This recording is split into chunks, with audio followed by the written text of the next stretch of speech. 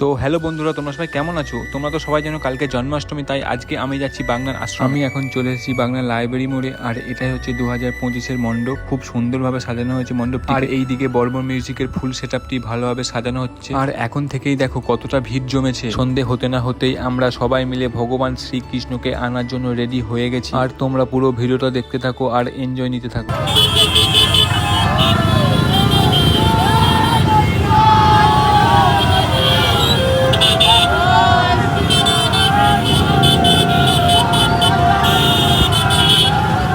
এইখানে ভগবান শ্রীকৃষ্ণকে গাড়িতে তোলা হয়ে গেছে। এবার আমরা সবাই মিলে যাচ্ছি মেন মণ্ডপের দিকে।